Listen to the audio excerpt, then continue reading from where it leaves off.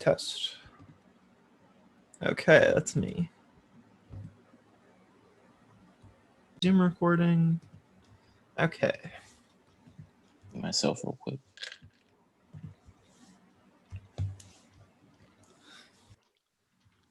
All right. I will get started. So, hi everyone. My name is Matthew Rinaldi. I will be talking to you guys about BinaryNinja. It's a cool reverse engineering tool made by a company called Vector 35. They're based out of like Melbourne, Florida, and the name of the talk is Becoming a Ninja. I don't know. Sounded cool. All right. So let's go into it. Oh, yeah, before that, announcements. So on Friday, there will be an Among Us game. This is actually going down? Yeah, dude. It'll just be in the Discord, like general chat or something. And whenever people finish schoolwork, so probably like 7 or something. And if you don't know what Among Us is, I don't know what to tell you. I'm kidding. You could get it on your phone. It's free, or you could buy it for like $5 on your computer. And it's like a little game where you like lie to each other. Should be fun. Yeah, we'll post some like info in the Discord if you're interested. And if we don't, just ping us or something. All right, next announcement is CUCTF. Jake, I've gotten like 5,000 emails already from the responses, like Google form thing. I get like one every 5 minutes. It's pretty crazy how many people have signed up. Yeah, but, like we got a lot of schools. Yeah. It seems like everyone's seeing that, you know, us cyber kids, we look at the one that's about to go down. They're like, oh, we're going to join that. So it seems like at the last minute, of course. We got a lot of participants, so we're excited for that. Yeah. So CUCTF is a CTF that we're hosting. It's October 3rd, which is like, when is that?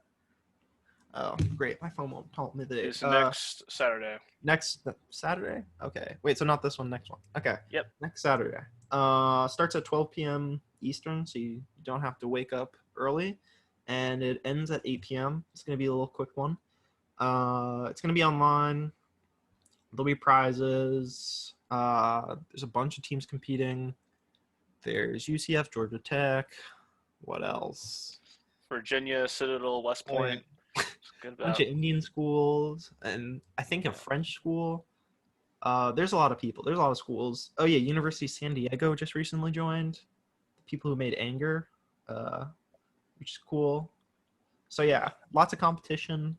Should be a fun competition. If you're interested in signing up, either talk to me or there you go to cuctf.io. It's a short little URL, and then it brings you to like the about page, and you can see what is going on. There's like a little sign up thing. Fill out that, and then you can play on October. Hopefully we got enough Clemson people to join. It'd be pretty cool. We won't give you flags, but we'll help you out even more and give you, I don't know, better hints. Just kidding. All right, so continuing with the talk. So on the right, that's a picture of BinaryNinja, by the way, what we'll be discussing. But before we talk about like disassembly, decompilation, reverse engineering, static reverse engineering, all that stuff, we need to go over some terminology, some other options in this like field. So there's a lot of static reverse engineering tools, and you know they have a lot of pros and cons. We'll go over that. And then I'll go a little bit into the internals of how BinaryNinja actually works, like the intermediate languages, what's going on behind the scenes, like how does this program actually disassemble like a bunch of ones and zeros. Then we'll do like a little tips and tricks, like a live demo of me doing a crack me that I made.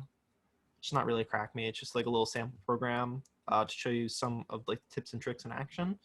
And then like lastly will be pricing. I'll go over a few sources that you could watch if you're interested in like more BinaryNinja stuff, and then I'll open it up for questions. Okay, so first question we have to ask is, what are disassemblers and decompilers? So most of you are CS students, so you should recognize that first line, a classic GCC GNU compiler collection. if you didn't know what that stood for. So most people think of like compilers as this black box, like this literal black box. I got this image from Google when I looked up compiler, and it's a black box. So people don't really care what goes on inside a compiler. They just know that if you send it in some source code, it produces code that the machine that you're on can interpret and run. So I'll just talk a little bit about like what compilers actually do. So compilers don't really just go from like your straight C code directly to these ones and zeros. Compilers are like really like this. There's like compiler theory, this like really like huge topic that has done like years and years of research, and like it's been around since like, the beginning of time and computers. So compilers basically you can split it up into like some separate things. So basically you have to understand like the language as a compiler. So like you see the C language. I won't go too in depth about how like the things are actually grabbed, but you can see like there's little sentences you can call them, and there's like an alphabet. These are like broad terms, but like include standard IO, like it needs to recognize that, hey, this is like not part of the code, this is including a library. And then the int main, it's going to be like, hey, this is actually like the function declaration, and then it sees that there's an open parentheses, and then it has to check for the closed parentheses, has to check for semicolons. So things like that. It does that first, and then afterwards it could start doing little optimizations onto it. So like your computer really doesn't care about if you name your variable like, I don't know, if you name your variable like stack, it doesn't really care that your variable name is stack. It's just like, hey, I know what the variable type is. It's an int. It's going to take up like 4 bytes, and I got to allocate the stack for that. And that's really all compilers care about. They don't care about the variable names. Like all that information is lost with the compiler. It does not care. And then also, before it gets translated into this machine code, which is like the ones and zeros your CPU can read, it actually goes through this like assembly stage. So it gets like assembled into this assembly language, which I'll talk about more. Assembly language is like this direct correlation to the machine code, but it's like easier to read. And then there's also like microcode, which is like really, really in depth. So like it doesn't even go, like compilers go from your source code to this microcode, and then they go to like the machine code. So this microcode is like, I'll go into it in like the next slide, but it helps like portability and stuff. And so like compilers do all that, and like nobody even recognizes it. They just think, hey, I'm just going to send in the compiler. It's probably going to throw me errors because I'm a bad programmer. I probably got to fix them, and I'll run the program. So yeah, that's like a little bit how compilers work. Really, really high level, but it goes like super in depth. Compilers are also lossy. Like as I said before, you lose information when you go through a compiler. So if you're thinking about this from like reverse engineering point of view, and you don't have the source code, you just have the machine code, how can you get from like where you are with the machine code back to like something that almost portrays this like source code? Because nobody wants to look at all these like ones and zeros in the assembly all day, which you used to have to do. But like you want to look at something that looks like similar to the source code. So like how it's like kind of this battle of like, how do you regain the information that the compiler like your code lost in compilation? So that's like a big thing. So when I'm talking about like a disassembler, I mean that you're going from the machine code, like those ones and zeros. It's usually hex, because that's what computers work in. So it's going from the machine code, and it's going into this assembly language, which you could think of as like a super low level language. It does like the smallest operations like a computer can do. So it could like move 4 into like some area. It could like XOR this thing, it could subtract, it could like add, but like it cannot do like, it can't just print F hello world. Like that's not how it works. It has to like set up a function call for hello, like has to allocate space for hello world, and then it has to make a function call, and then it has to like set up the registers for it. So it's this whole big thing. Like assembly does everything at its like lowest, it's like the smallest building block of your code. And then a decompiler. So decompilers weren't like really a thing because, as I said, it's lossy. You don't have this information anymore. You can't really go from the machine code to this high level code. But like with lots of analysis and these reverse engineering tools, you actually can. So decompilers turn it into this. I put like code in brackets because it's not C, it's like pseudo C. So it kind of looks like C, kind of doesn't.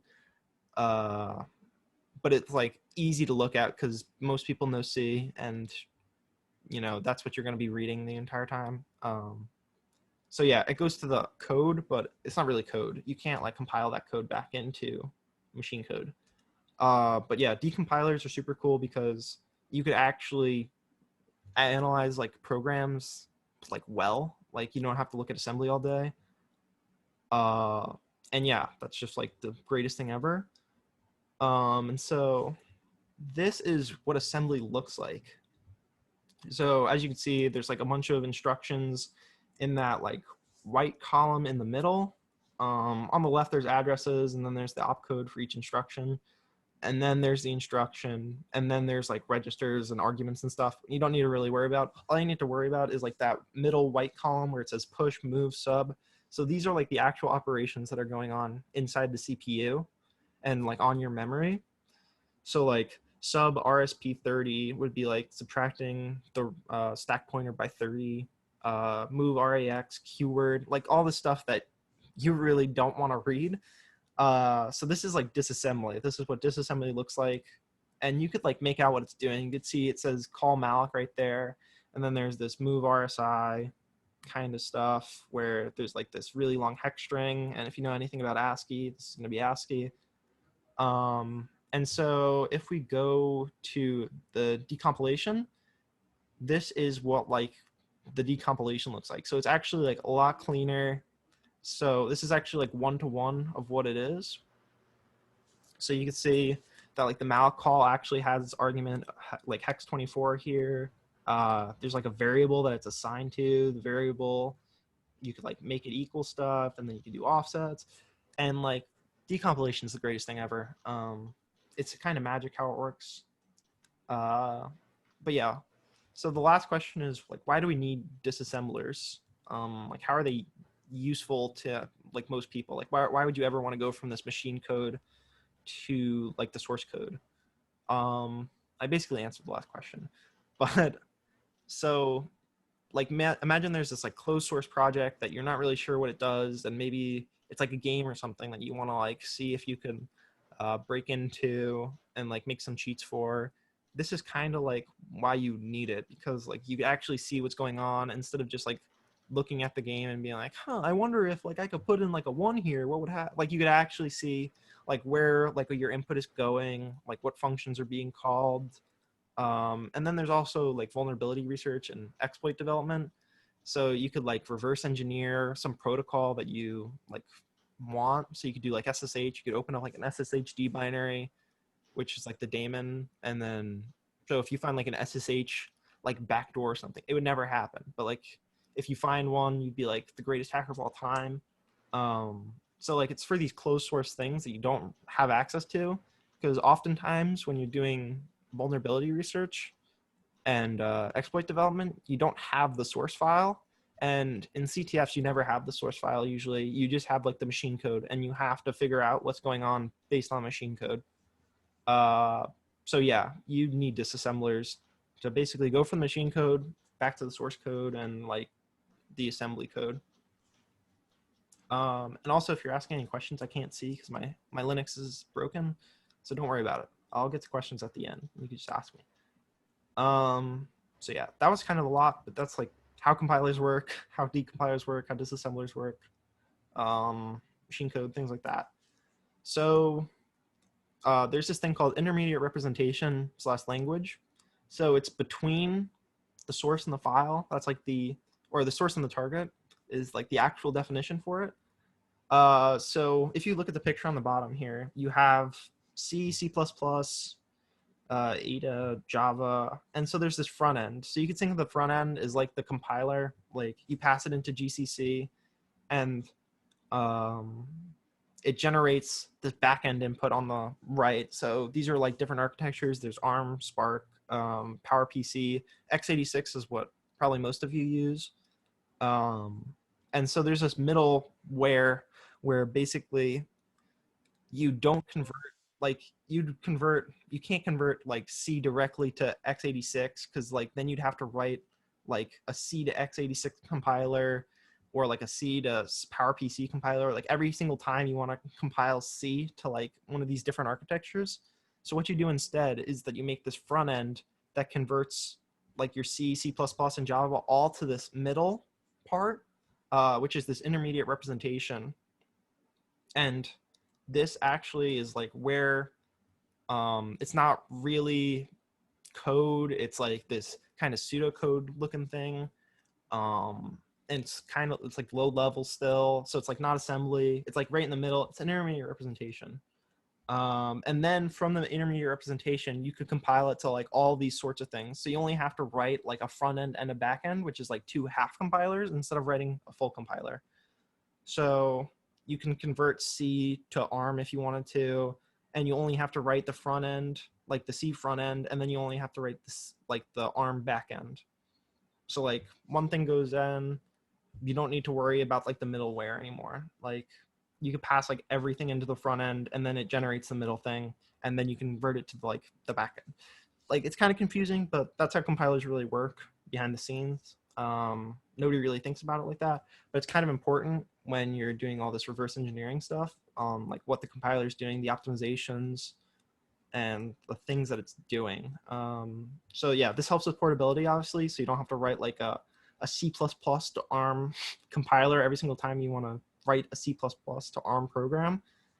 And an intermediate language is kind of this term coined by BinaryNinja, because I'll talk more about it, but it kind of does this like process of converting like your ARM x86 Spark PowerPC to a different like middleware that they use, and then you could convert that into like the C level languages. So I'll get into it like more in depth, but that's kind of what happens with BinaryNinja as well. So they use this idea of like the intermediate representation by doing like the reverse. So like compilation does that for does intermediate representation for compiling, and then BinaryNinja uses intermediate representation / language for decompiling. So you're going backwards, which is a smart way to do it, as you'll see soon. So there are a lot of options. Well, not really. There's kind of only a few options, but they kind of vary on like a couple things that I'll go over. So I'll just go over like the really big static like analysis reverse engineering tools. So you have 3 essentially, which I'll be talking about. So Ghidra, and then you have IDA, and then you have Radari 2. So first one is Ghidra. So Ghidra is probably like the best decompiler and disassembler and static like reverse engineering tool that exists, like that's free right now.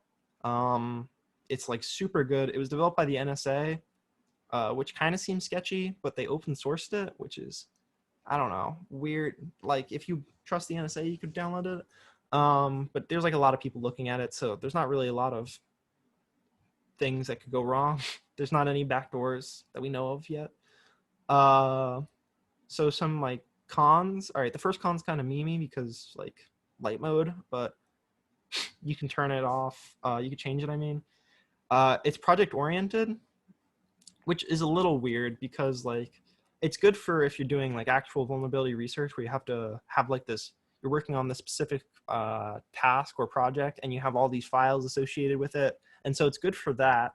But if you're doing like CTFs and like stuff where you just want to hop right into the binary and start like decompiling and disassembling and like investigating, it's not really great for that because you have to like set up a project and then you have to import the file, and then it's kind of annoying for that, but it's not that bad. It feels very clunky and old. It's because it is very clunky and old. So this is not what people at the NSA are using anymore, because they probably have something much better, which is kind of scary because Ghidra is really good. So like, what's better than this? But yeah, so they open sourced this like, I don't know, a year or 2 ago. So it's kind of new to everybody. It's based on Java, which is not great because there's like, I don't know, it's Java. You'll see cool BinaryNinja uses Python. And I said NSA backdoor probably. It was kind of a joke, but whatever. Trust the NSA. Next option is IDA. So IDA has this really weird logo where it's just like this French lady, I'm pretty sure. Don't worry about it. That's what they do.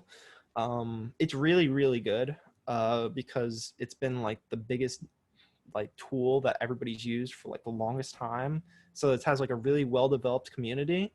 And there's this guy named Jin Yang who pirated it and like released it online. So if you want to get, okay, wait, no. If you want to be a pirate and you want to get IDA for free, you could do that. But I'm not condoning it. But you could do it, all right? I never said that you should do it, all right? I'm just saying. But yeah, it's free online if you pirate it. It feels like clunky. Like I use it at work, and from what I could tell, it's like very similar to Ghidra, and it's kind of like project oriented as well, and it's kind of old. It's kind of tough to read compared to like other things, I feel, and it's very, very, very expensive. So if you look on the right here, you can see like the prices. And so this is for like one architect. So if you want to do like x86 or something, which is like the main architecture, you have to pay like a lot of money. So if you could see there, there's like a $4,000 option. There's also like a $365 option, but it's like the home version.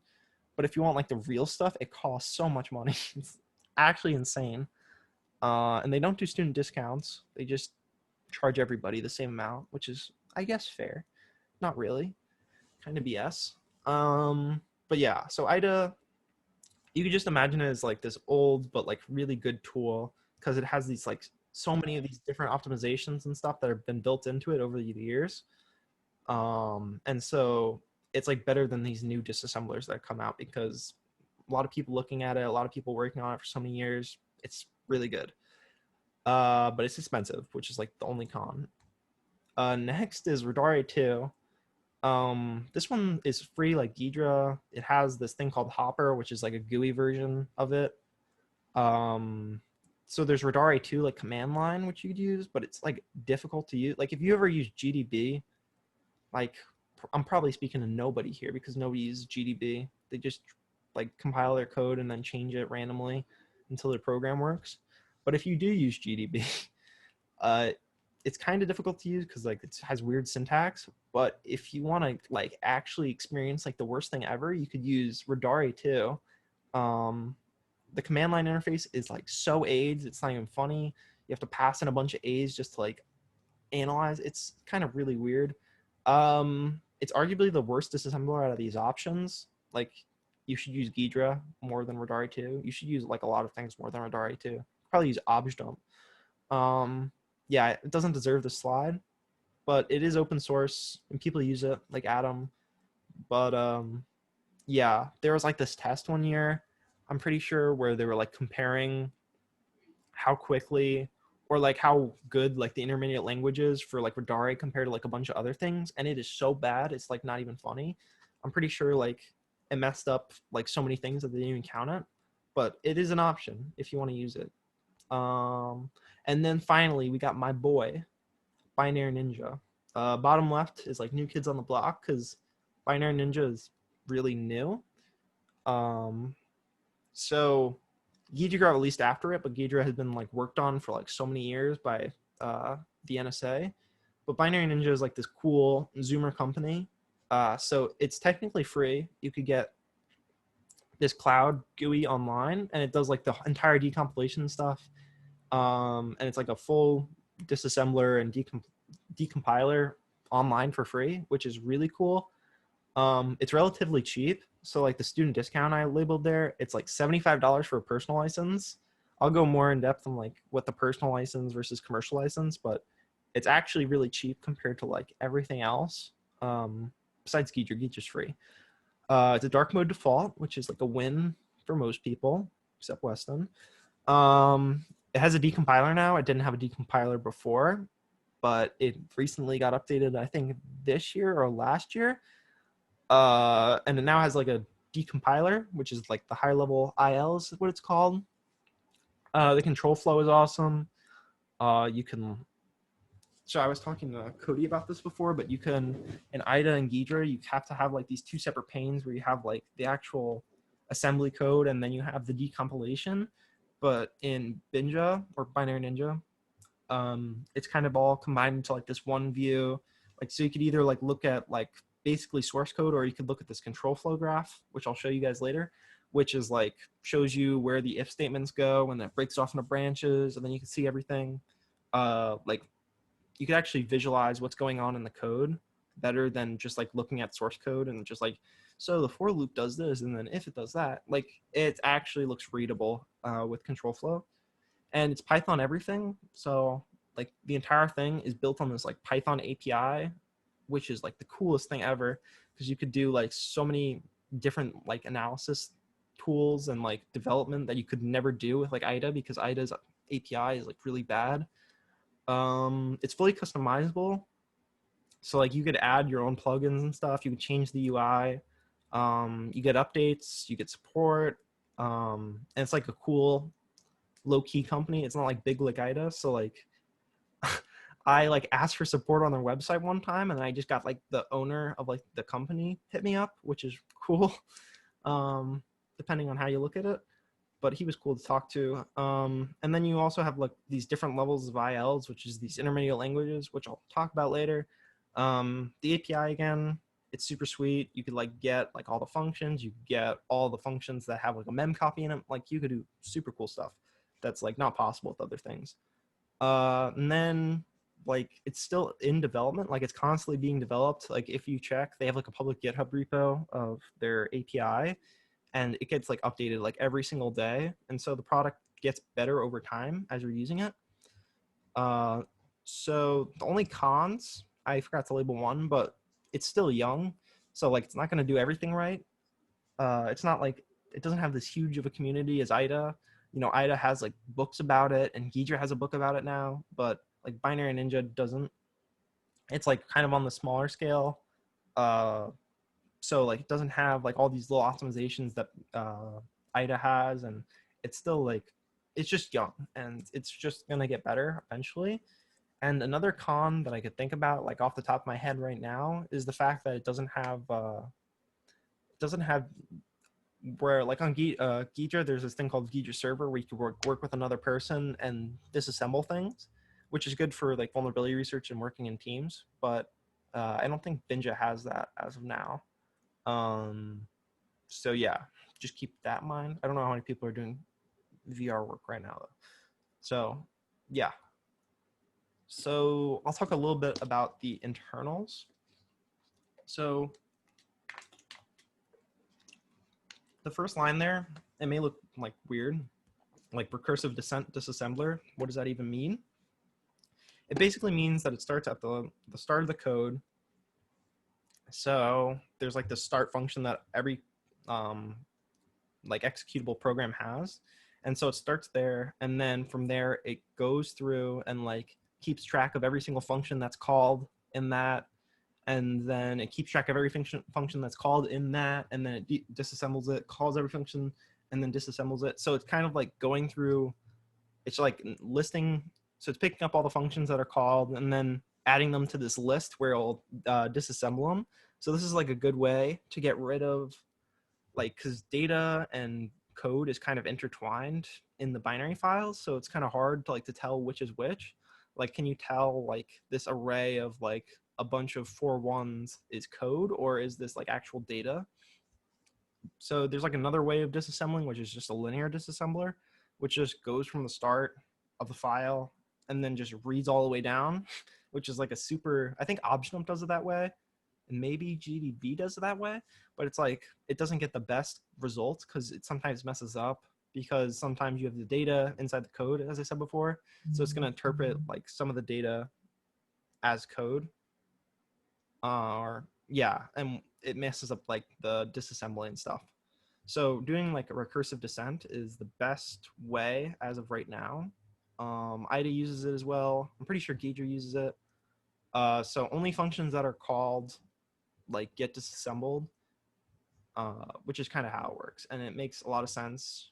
so your data and code don't get intertwined and all that. So I talked about ILs a bunch, but what does that really mean? So you have your assembly code right here. Like that's what you start off with because you have machine code and that could easily be converted into assembly. So then you have your assembly and then it gets converted into like this intermediate language. This low level IL is what it's called. And so low level IL is like a step above assembly. So it's easier to read, but it's like still really low level.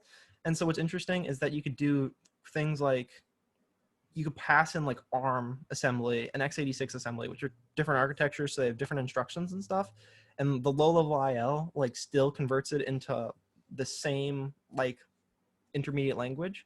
So you could think of it as converting like multiple different architectures into one, and then that way you could like actually like you don't need to know ARM to understand what's going on at the low level. And then from there it does this single static assignment, which isn't really important, but then it gets like this medium level IL, which is like a step up. It builds off of the low level IL, and so you actually get like code that you could probably read. You can see what's going on better. And then finally, there's like high level IL, which is the best. Like it's the decompilation view basically. And this is like where the money's at. So it goes through all these different ILs, and you could actually go through each one inside the GUI, which I'll show later. And the interesting thing about this like intermediate language is that each instruction has like a one-to-many correlation. So like you think of a move instruction in assembly, which is moves data from one place to another. BinaryNinja actually has like multiple move instructions, you can say. So like this, it says move EAX2. This is like what it looks like from BinaryNinja's point of view. So it has this set register instruction, and then each like instruction has a destination and a source. So you have EAX is the destination because you're moving 2 into EAX, and then it has this source, which is again like another instruction, but not really. So it's just a constant, and then it has the value 2. So then it's kind of like this tree version where each thing has like a source and destination, and then it calls like different instructions. And it's like a cool way of doing it because it's basically doing the reverse of that intermediate representation that I talked about when compiling. And this is like how complex like it can get. I mean, this isn't like the worst instruction in the world, but it's doing like, if you don't know what registers are, don't even worry about this, but this is like just for fun. Like there's EDX plus ECX times 4. So it's doing, and it's doing a load effective address towards EAX. So there's this destination register, EAX, but then if you see the source is actually like 2 registers added together, and then it's a shift, logical shift left, which is basically the same thing as multiplying. And then its destination is ECX, and it's like what's being passed into it is 2. So it's like 2 squared, 4 multiplying by 4. Essentially all that does. And then you're storing that into EAX. But like this is what the tree looks like from BinaryNinja's point of view. So each instruction basically becomes this. So now you can do like interesting things with it. So yeah, what's the point of going through all this hard work and converting the assembly into the intermediate language? So it allows you to do cool analysis that you can't do with IDA and other tools. So like Ghidra has P code, I'm pretty sure, or it's called SLAY or something, I forget.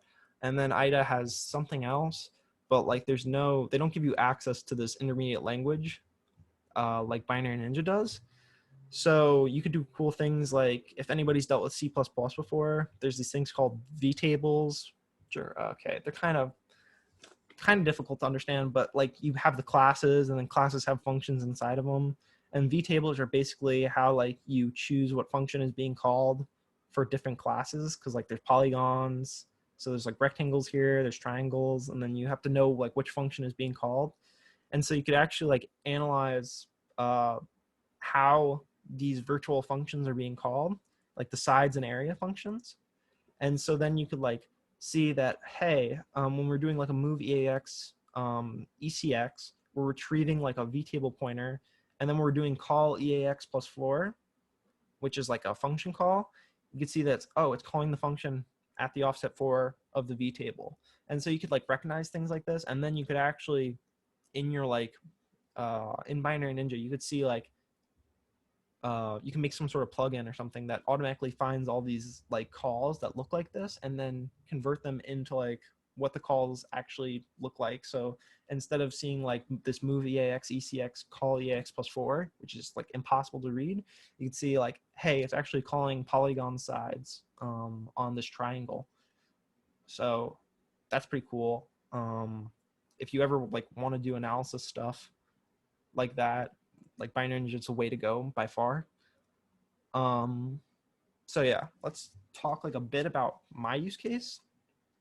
So I do CTFs every weekend, and it works really, really well for CTFs because, as I said before, Ghidra doesn't have that. Like Ghidra has the project view, and IDA has that like project view where it's like kind of vulnerability research centered and it's like more businessy, and like BinaryNinja gets straight down to business. It's like, hey, you want to disassemble something? Here it is. I'll give it to you no matter what. You don't need to worry about project, like the entire garbage that is project. And then if there's like some obscure like esoteric language, which is like, if you guys don't know what esoteric languages are, they're like these languages that are like supposed to be hard to read, but like are Turing complete, which means they're like a computer basically. They can do all like the algorithms ever, but people make them for fun, and it's like common in CTF reversing challenges where you have to like interpret this disgusting language. And if you want to do it, like you could just make a plugin in BinaryNinja that does everything for you, or you could just find one online because people do this all the time. And so you could basically convert this like garbage into actual readable stuff. And then because of the like intermediate languages, if you have like even this brand new architecture that's never seen before, it's going to be able to like interpret it still. Oh shoot, let me go back. It's going to be able to interpret it still, no matter like what, like as long as you do like put in like the correct things for the framework, it's going to be able to like decompile stuff that shouldn't even be able to be decompiled. So that's super cool. So yeah, it works really well for CTFs. I've used it since like the beginning of 2020. It's like helped me out tremendously. It's like my favorite tool. And I would like to experiment more with the actual API because I've used the API before, but I haven't done anything cool. I've just done like things that are like quality of life and help me out for my specific use case. But like it'd be cool to actually do some analysis on the binary, like on the instructions and things like that. There's tons of possibilities of what you could do. Because just think about if you have access to like all the instructions and like what you could do, you could like find optimizations, reverse them back to what they should look like, help the disassembly and decompilation look better, things like that. And then it's also like not just used for my use case, which is CTFs, it's actually used for real world applications and decompiling those. So like one of the largest vulnerability research on reverse engineering companies, they're called Trail of Bits. They're based out of New York City. They use it a ton. There's this guy named Josh Watson, and he like is like the best user of it, and he doesn't even work at BinaryNinja or Vector 35, which is cool, and is popular with the Zoomers. Boomers like IDA still because they don't want to get rid of it. So like only Zoomers use it. So if you're a Zoomer, like this is the tool for you, guaranteed. All right, sweet, demo time. Okay, so I'm gonna show you what BinaryNinja actually looks like. So, all right, you guys can see this, right? So we have, this is BinaryNinja. I opened up an example file. So this is what like the file actually looks like. Like if we just ran it through like a hex dump, this is what an ELF file looks like. So there's like some strings you could read, like you see hello C cyber and stuff, but it's mostly like zeros and garbage and stuff that we cannot really read. So let's go to this thing. And then so we have our symbols on the left here. So symbols are like function names, most importantly. And so you can actually see like the function being called. So when you do int main and C, it's being called here. And so this is the disassembly view. I just switched views real quick. So this is what I showed you before, how it has the push, the move. Nobody wants to look at all that junk. So we could change it to low level IL, which is like a little bit better, but you can still see it says like push RBP, RBP equals this. So like it's kind of better than this, but like you still don't want to first engineer on this. And so you could take it a step up to medium level. And so now you can see like, hey, we're getting actual variables back. We're seeing this malloc call actually work. Hey, this looks like actual C here. This definitely doesn't look like actual C. So like there's things that like the medium level IL can show you. And then finally we have the high level IL here, which is the complete decompilation. So you can see like there's stuff you don't care about, stuff that's not written in C, like that you would never write, but things that appear in the binary through like the compiler and stuff. So we can see that there's a malloc call here, which is readable. And then I'm going to use R here because I know this is ASCII. And then we can see that says, hey, this says map beta or something, and it's assigning it to some pointer. And then we can see that this is 19. And so we like make assumptions based on this data. I'll show you later how to use structs. So you can see here, it just says like puts CU cyber, what is the password, and the F gets something. And then it tests it, like it says either, wow, you did it, or you got it incorrect. So this isn't like a really good way to look at it. So what we could do is we could hit the space button and boom, we have like, this is called control flow. It's graph view. And so we could see like all the same code as before. Like this is the same exact code up here, but it's just put in this view where we could see like, hey, it's jumping here. Hey, if the if statement is taken, it's going over here. If the if statement's not taken, it's going over here. And so yeah, I'll just start labeling stuff because I know exactly how this works because I made it. So it'll start to make sense soon. If you don't know like what's going on, don't worry. So we have some index here. You just think of this as like an index in a for loop, which is exactly what it is. It thinks it's a while true loop because, as I said before, compilers are lossy. It doesn't tell you that it's a for loop, but you can see there's an if statement right below it. So that's like really common for a for loop where it sets something to 0, it has an if statement, and then it's setting idx plus 1, which is like for int I equals 0, I was less than 10, and then I plus plus. So this is like essentially what it looks like reverse engineered. And you pick up the patterns when you're doing a lot of reverse engineering stuff. So then we could see like, hey, it says like, wow, you did it. Or it says, oh, I definitely did not do it. It says incorrect here. And it's doing this sort of like encryption, it looks like. We have this encrypted buffer. So this is like in memory what like the buffer looks like. So this kind of looks garbage because it just looks like A0, 06, 06. You're like, what does this even mean? So what we could do is we can cast it. So it doesn't really know its type. It just knows that it's a bunch of hex. So we can change this type to something that we know it is. So I know that it's going to be a char array of size 11. So I'll change that to 11 so we can read. And then we can see, hey, wait, it's still garbage. It doesn't look good. We hit escape, we go back, we see, oh wait, it's actually being, this is the XOR operator. If you don't know what XOR does, it's like exclusive OR with the bits and stuff. And so it's like a reversible function. It's being XORed with hex 69. So we'll just like, hey, wait a minute, this is probably XORed with hex 69. So we select this, this is the hex view here. And so the cool things that you could do is like you could transform this data like inside the binary. So you could be like without even leaving, like usually you would have to go outside and be like, oh, I got to XOR this. Now we could just XOR it from here. Just type in 69 as our key. And then we get cool guy Matt as like the password essentially. And so that makes like everything easy to read. So basically it's comparing our input to the input of cool guy Matt. And then it'll say, wow, you did it, or it'll say incorrect. And then this is checking if there's a stack canary, stack check fail, returning. So I mean, it's kind of like if you've never seen like a decompiler work for it, this is actually magic, because like there's like so much, like how are you going from something like this to actual code? It like literally makes no sense, but like it's such a cool tool. That's why decompilers and disassemblers are cool, because you do that.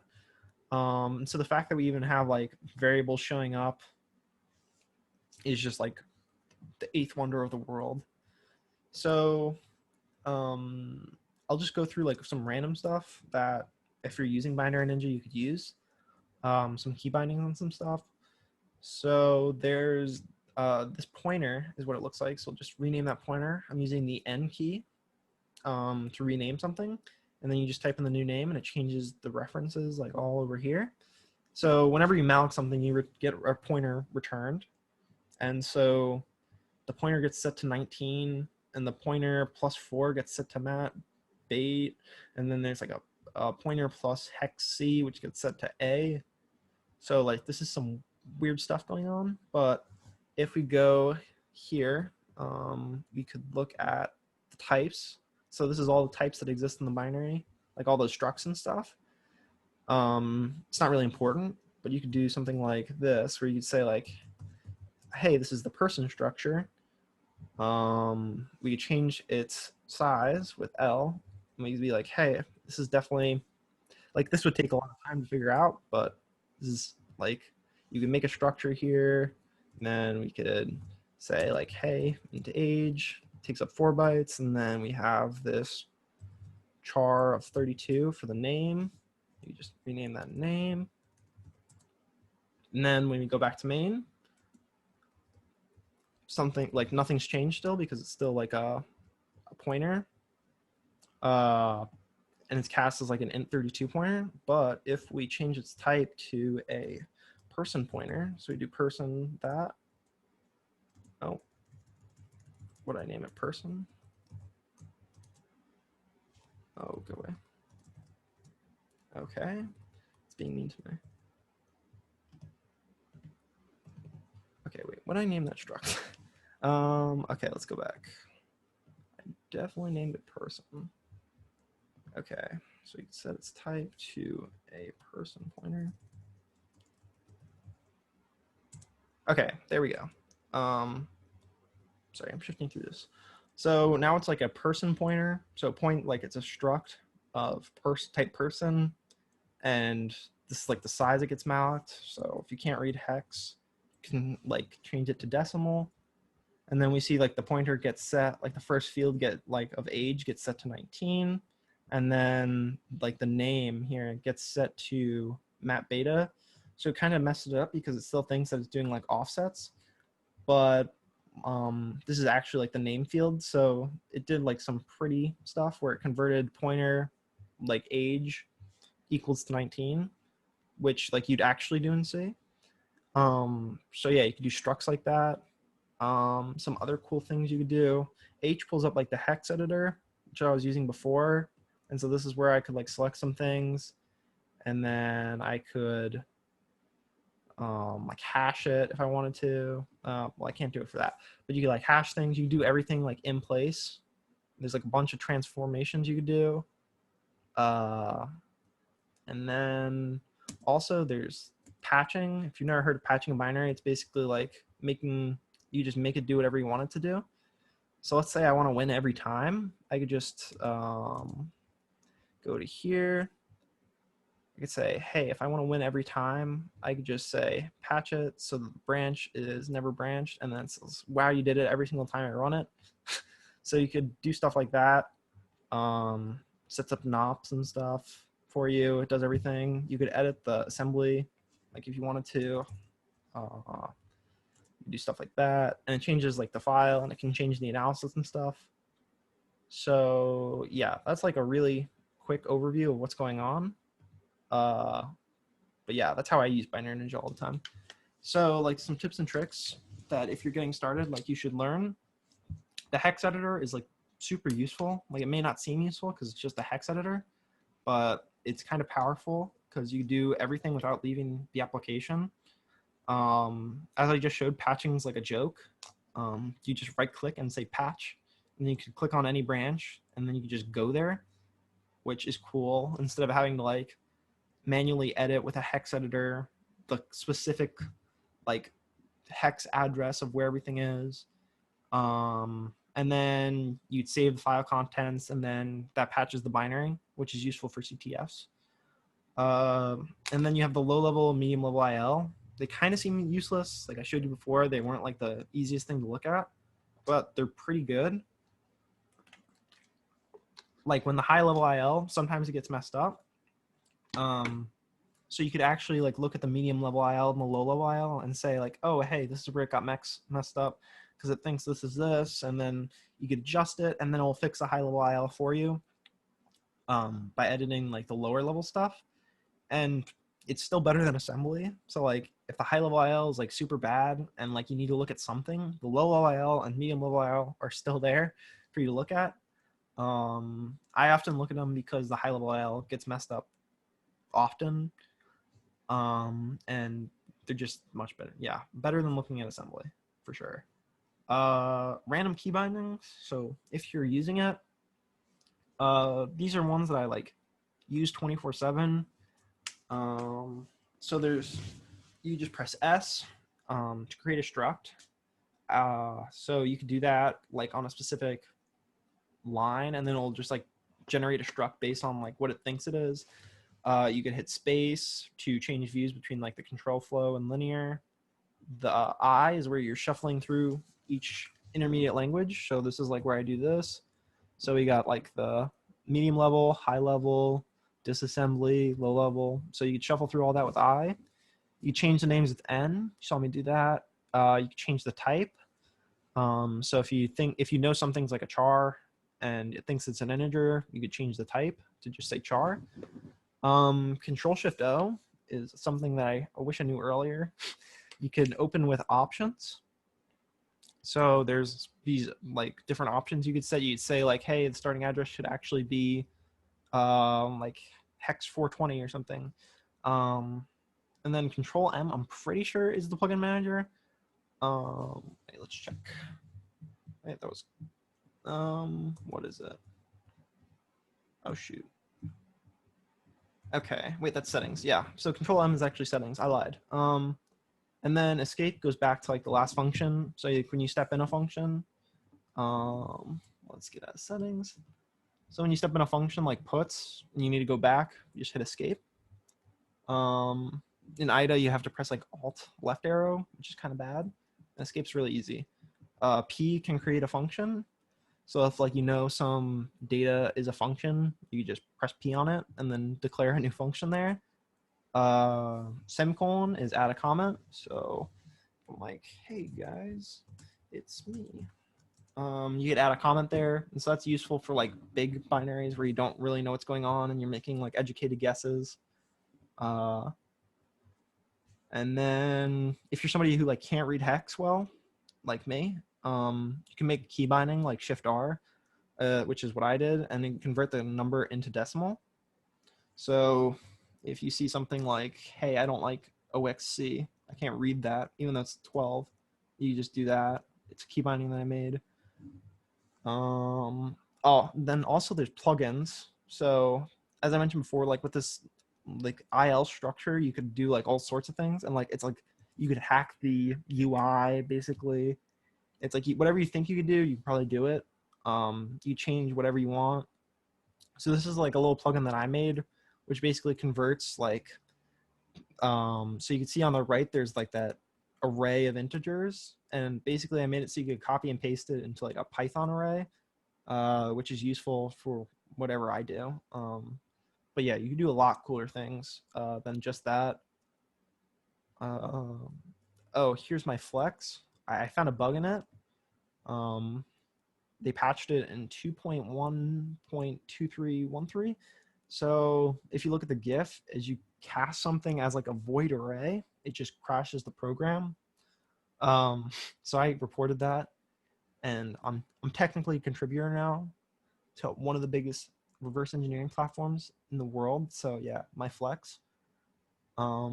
Biggest flex I ever have.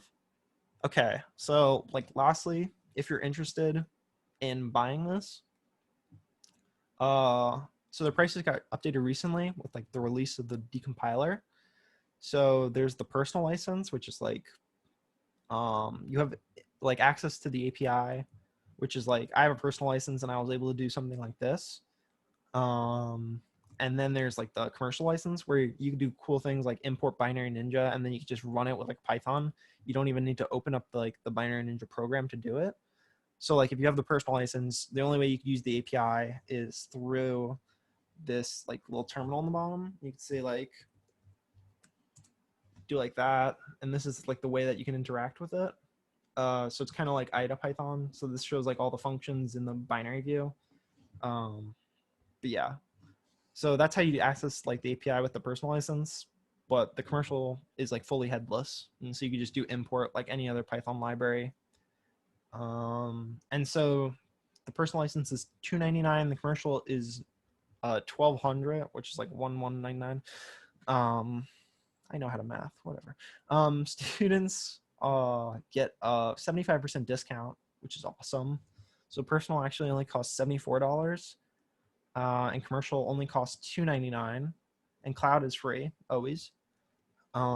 So yeah, I would recommend if you're buying it. Likely you only need the personal, but if you want to do like crazy stuff that I don't know, that require the commercial, you could buy the commercial, but it's $300, and like your support expires when the license expires. So like if your license expires in a year or something, so you need to refill it every year. So that'd be like $300 a year, which is not fun. I personally have just the personal license. I only pay like $37 because I'm cool and I bought it when it was new and had like old prices, and then they gave me the old price for free. I don't know. It's weird. But yeah, that's the pricing on it. And if I were in your shoes and you like want to learn like reverse engineering and like, I don't know, if you want to get into CTFs more and do like Pwn reverse engineering and vulnerability research, become cool, I would use Ghidra. Yeah, take you all out. So this whole talk was about BinaryNinja, but Ghidra is actually really good and it's free. So if you don't want to shell out the $75 or $300 that BinaryNinja is, I would totally use Ghidra. It's definitely like a suitable replacement, and it's built by the government, so I don't know. It works well, and it has like years of development in it. It has a cool logo, and it's not rated RA2. So that is my advice. I just came up with like a little bit of speculation. So yeah, I don't work there. I have like no relationship with them, so I have no idea what's going on. But the optimizations and like confidence referring to like if this is actually correct, it can only get better because more people use it and they're working on it 24/7, and so like it actually just makes everything better for them.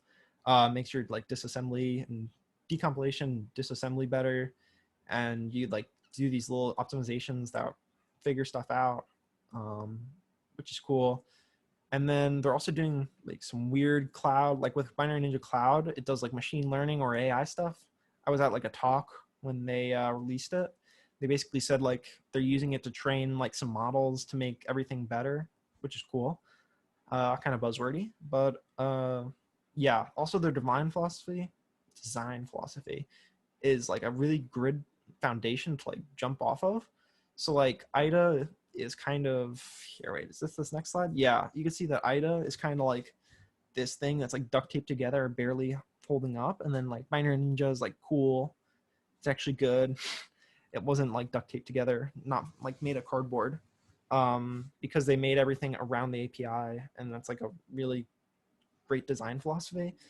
Their previous like biggest goal, like since like last year or something, or like a couple months ago, was the high level IL like slash decompiler.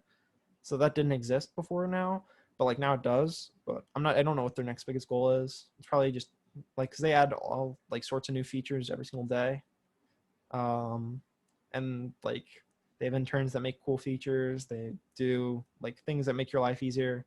And so their biggest goal probably to me would be, I don't know, try to just make it better any way they can. Try to get some like actual market for their product, because it's kind of smaller than IDA and Ghidra now, because Ghidra's free. Kind of messed up everything for them. Yeah, here's some resources if you want to like get started on plugins, or you want to like use BinaryNinja Cloud. This is like the link. It's just cloud.binary.ninja. And then you could start like opening up your own like decompilation and disassembly. So yeah, does anybody have any questions about BinaryNinja, reverse engineering, capture the flags, plants, movies, music, ramen? I'm open to any of them. Oh shoot, sorry. I have a question. Sure. My name is Sean, by the way. All right. I'm pretty new to CTFs. So is there anything in like a CTF setting that you look for specifically to use a tool like this?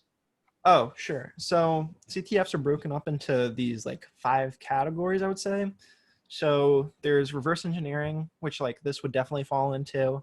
And then there's this thing called pwn/binary exploitation. Pwn stands for like pwning a binary. It's kind of weird.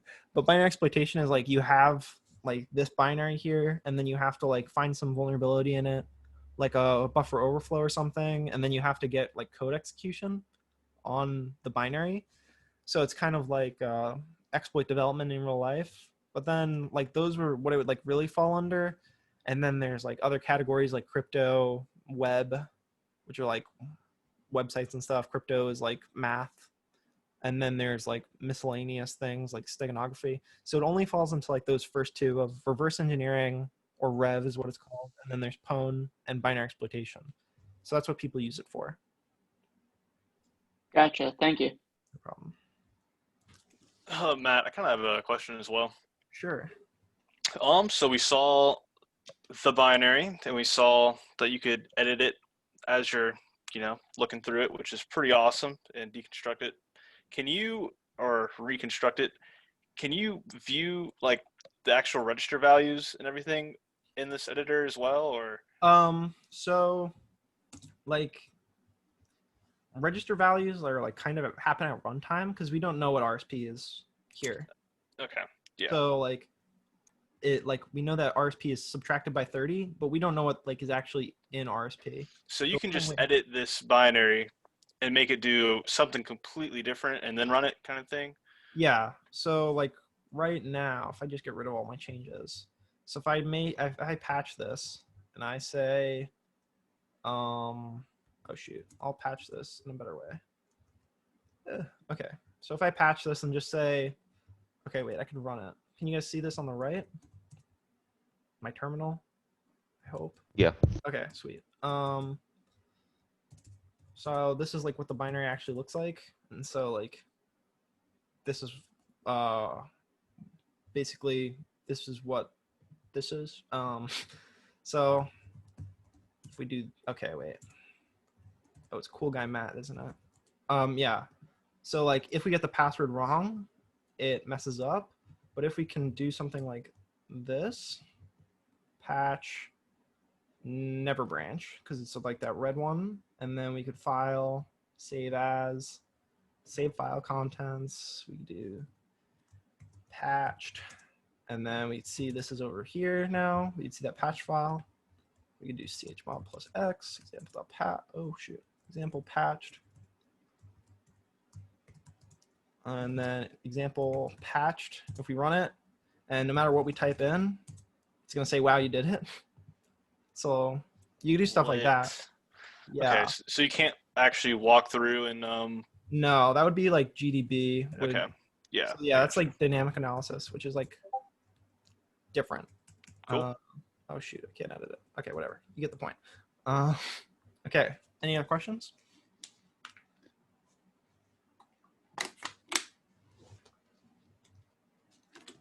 Okay. Oh.